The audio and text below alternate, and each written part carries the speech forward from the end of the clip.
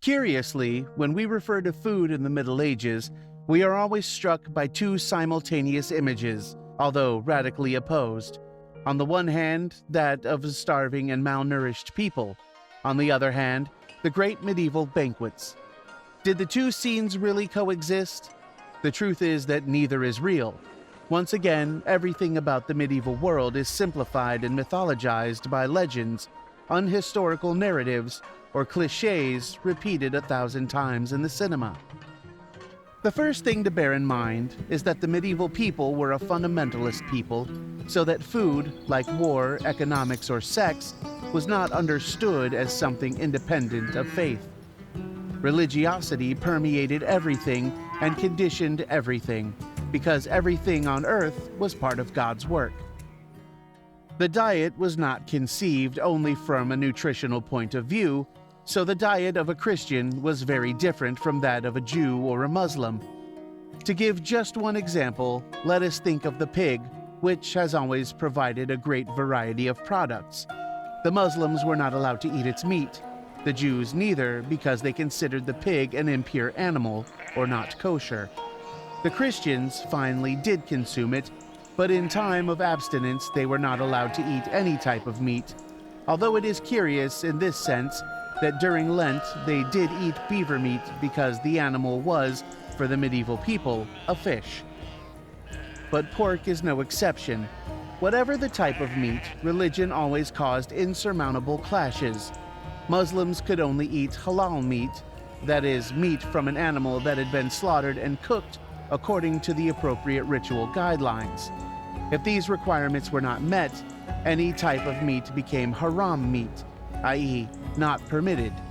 The Jews, for their part, could only eat the meat of quadrupedal animals with split hooves. Consequently, they did not eat hare, badger, or camel. And the rest of the meats could not be mixed in the same meal with other foods such as, for example, dairy products. In the end, there were so many religious precepts in each community, as well as their respective festivities and celebrations, that it was impossible for members of different religions to eat together, even if they belonged to the same social stratum.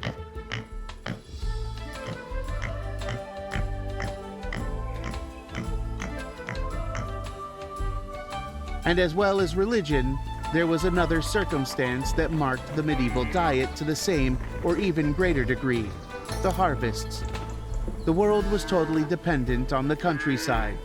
There was hardly any trade or capacity to generate surplus, so that a frost or drought completely broke the food balance, both for peasants and nobles.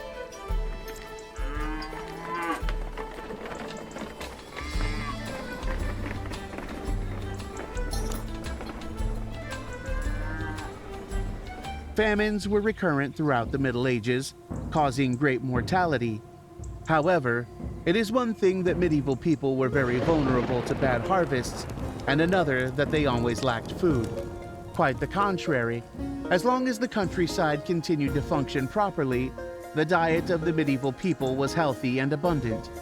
In Spain, where the sun and the dryness of the environment gave very good wheat crops, it is known that a peasant could eat up to 2 kilos of bread a day. Bread was the basis of the medieval diet. Whether it was made of wheat, oats, or rye, bread kept the medieval masses alive. Cereal-based loaves and broths were made. Bread was often healthier and more nutritious than our bread, which is usually made from refined flours. Most people supplemented their diet with vegetables such as cabbage or porridge, and with fruits gathered in the forests surrounding the village. Meat was scarce and never mutton. Why? Quite simply, it was preferable to let the sheep grow so as to increase the number of mouths.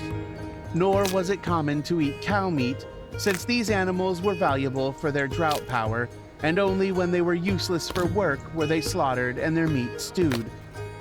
But as a rule, the most accessible meat was poultry, which was eaten occasionally in soups and stews. The bones were used to give food and flavor to the broths for days, and next to the chickens, it is particular of this time the taste for the poultry, such as pigeons. It was a very natural practice to climb trees to catch birds and eggs in the nests. There was no surprising absence of protein in the diet of those people. Medieval people ate a lot of fish, which abounded in rivers and coasts. Seafood, curiously, was a very popular food among the peasants near the sea. It was easy to find and easy to collect. As the medieval people never knew of the existence of America, they did not know about such basic foods as potatoes or tomatoes, nor did they know about coffee, chocolate, or sugar, but they had substitutes and ate sweets. To sweeten food, they used honey and fruits of the forest. The other major problem of medieval food was that of preservation. Salting or peppering was often used to preserve and transport meat and fish, and because of the same problem, milk was consumed in the form of cheese, another foodstuff of the time. And what about the great banquets? Of course they existed, but they were restricted to the nobility. They took place in the halls of castles on the occasion of great events, such as the coronation of kings, a wedding, or an act of homage. These feasts were also subject to the shortages caused by bad harvest and the variable fortune of a hunting day. If game was not plentiful, there was no abundance of banquets. There were no plates or glasses at these celebrations. The diners sat at the table, and the servants drew platters from which they all ate, carving the meat with knives and eating with their hands. There were, however, certain manners that are not usually reflected in the cinema, such as not distorting the face when eating, taking the food with 3 fingers, or having a pleasant conversation. And there was never any dessert. Dessert, like the fork, became popular in later times. The menu was similar to that of an open buffet, with no first or second courses. They liked to mix sweet and savory foods. Venison and wild boar were particularly popular. Meat was the food par excellence of the nobles, who reserved the right to hunt in the forests of the manorial reserve. This circumstance meant that the nobles were more robust and larger than the peasants, making the difference in the social scale between the two obvious. In fact, many kings and nobles suffered from fatness. But the dishes were never too elaborate. The search for flavors as well as spices and many sweets and products was introduced by the Muslims. Marzipan, artichoke, and rice pudding are just a few examples of the Islamic legacy to the medieval West. That's it for today, but don't worry, we're just getting started. Thanks for joining this historical ride, and get ready for more fun facts and stories in the next video. See you soon, time travelers.